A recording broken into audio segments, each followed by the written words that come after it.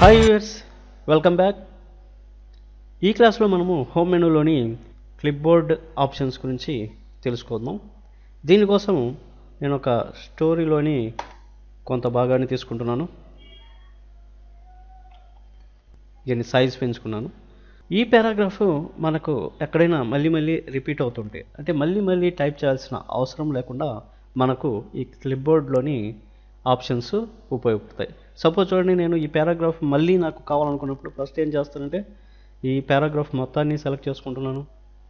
Paragraph మొత్తాన్ని select చేసుకున్న తర్వాత ఇక్కడ క్లిప్బోర్డ్లో కాపీ అనే ఆప్షన్ ఉంటుంది. చూడండి, దీన్ని క్లిక్ చేశారంటే ఇప్పుడు మనకు కాపీ అవుతుంది అనమాట. చూడండి, ఇక్కడ సిస్టంలో ఆటోమేటిక్గా ఈ కాపీ చేసినప్పుడు స్టోర్ అయిపోతుంది.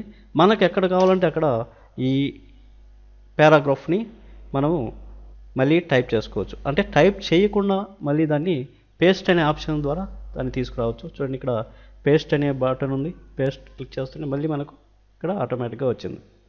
అంటే ఈ పారాగ్రాఫే కాకుండా ఏదైనా ఒక లైన్ కావాలనుకున్నా, ఒక సెంటెన్స్ కావాలనుకున్నా, ఒక వర్డ్ కావాలనుకున్నా, ఏది కావాలంటే అది మనం సెలెక్ట్ చేసుకుంటాం. ఇప్పుడు నేను సెంటెన్స్ కావాలనుకున్నప్పుడు ఆ సెంటెన్స్ వరకు సెలెక్ట్ చేసుకొని కాపీ క్లిక్ చేశాను.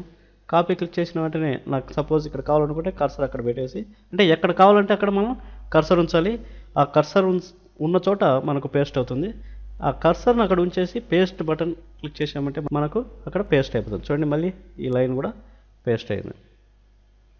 ఇది కాపీ పేస్ట్ వల్ల మనకు యూజెస్ అనమాట. ఇలా మనం ఒక లైన్ కానీ, ఒక సెంటెన్స్ని కానీ, ఒక వర్డ్ని కానీ, ఒక పారాగ్రాఫ్ని కానీ, లేదా ఒక పేజీ కానీ, లేదా కొన్ని వందల పేజీలైనా కూడా మనం ఇలా కాపీ చేసుకొని పేస్ట్ చేసుకోవచ్చు, మళ్ళీ టైప్ చేయాల్సిన అవసరం లేకుండా. అదేవిధంగా ఈ క్లిప్బోర్డ్లో మనకు కాపీ ఆప్షన్తో పాటు కట్ అనే ఆప్షన్ కూడా ఉంది. గమనించండి, ఇక్కడ ఉంది కట్ అనే ఆప్షన్. అంటే మనం కాపీ చేసైనా పేస్ట్ చేసుకోవచ్చు, లేదా కట్ చేసైనా పేస్ట్ చేసుకోవచ్చు. కానీ కాపీకి కట్కి కొద్దిగా డిఫరెన్స్ ఉంది. అదేంటో తెలుసుకుందాం. ఇప్పుడు చూడండి, ఫస్ట్ నేను ఈ సెంటెన్స్ ఇక్కడి వరకు నేను సెలెక్ట్ చేసుకున్నాను. దీన్ని మాత్రం ఇక్కడ కావాలనుకున్నాను. అంటే ఈ పారాగ్రాఫ్ కింద ఈ సెంటెన్స్ వరకు కావాలనుకున్నప్పుడు నేనేం చేస్తున్నానంటే ఈ సెంటెన్స్ సెలెక్ట్ చేశాను. సెలెక్ట్ చేసిన తర్వాత కాపీ బటన్ క్లిక్ చేశాను. ఇక్కడ అంటే నాకు ఇక్కడ కావాలనుకున్నాను కాబట్టి కర్సర్ ఇక్కడ ఉంచేసి పేస్ట్ బటన్ క్లిక్ చేశానంటే ఇక్కడ ఆటోమేటిక్గా పేస్ట్ అవుతుంది. అంటే ఇప్పుడు నేను ఇక్కడ కాపీ చేసి ఇక్కడ పేస్ట్ చేశాను. అంటే ఈ కాపీ చేసినప్పుడు ఏంటంటే ఒరిజినల్ సెంటెన్స్ ఎక్కడైతే ఉందో అది అక్కడే ఉంటుంది. అంటే ఇక్కడ మనకు డూప్లికేట్ సెంటెన్స్ క్రియేట్ అయిపోతుంది అనమాట. అదే సపోజ్ నేను ఇక్కడ ఈ సెంటెన్స్ నేను కట్ చేసి పేస్ట్ చేయాలనుకున్నాను. అంటే కట్ చేశానంటే ఇక్కడ చూడండి, ఈ సెంటెన్స్ సెలెక్ట్ చేసుకున్నాను. అంటే ఇక్కడ నాకు ఈ సెంటెన్స్ అవసరం లేదు, ఇంకో చోట కావాలి అనుకున్నప్పుడు ఈ కట్ అనే ఆప్షన్ని యూజ్ చేస్తాను. చూడండి, ఇప్పుడు నేను ఈ సెంటెన్స్ సెలెక్ట్ చేసుకున్నాను, కట్ అనే ఆప్షన్ను క్లిక్ చేస్తున్నాను. చూడండి, కట్ చేశానంటే ఇక్కడ కట్ అయిపోతుంది అనమాట. అంటే ఇక్కడ ఈ సెంటెన్స్ ఉండదు.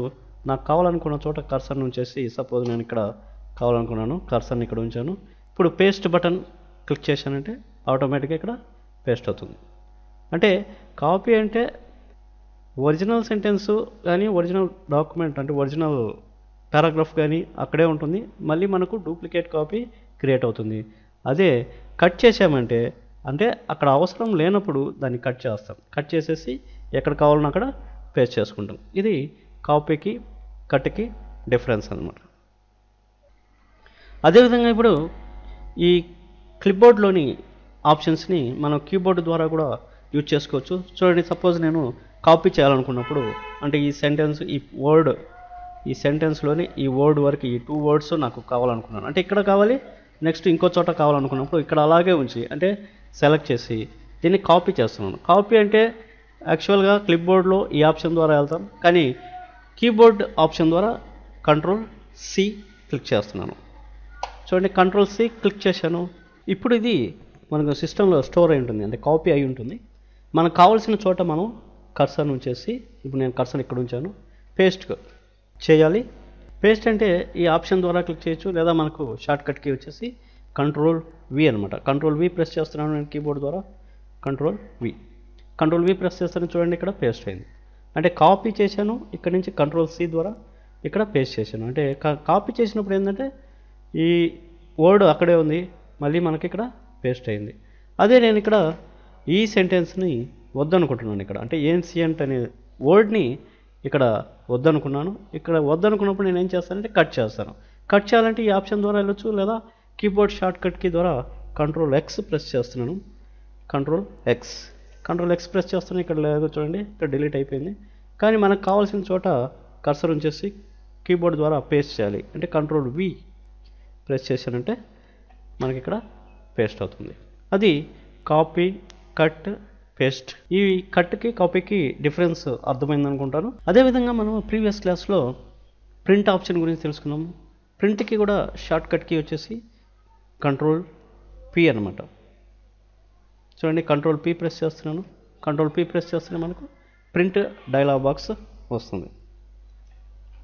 ఇప్పుడు నేను క్యాన్సిల్ చేస్తున్నాను. అదేవిధంగా ప్రీవియస్ క్లాస్లో బోల్డ్, ఇటాలిక్, అండర్లైన్, హైలైట్ చేసే దాని గురించి కూడా చూసాము. చూడండి, ఇప్పుడు ఈ వర్డ్ని నేను హైలైట్ చేయాలనుకుంటున్నాను. బోల్డ్కి షార్ట్ కట్కి వచ్చేసి Ctrl+B. చూడండి, ఇక్కడ బోల్డ్ అయింది.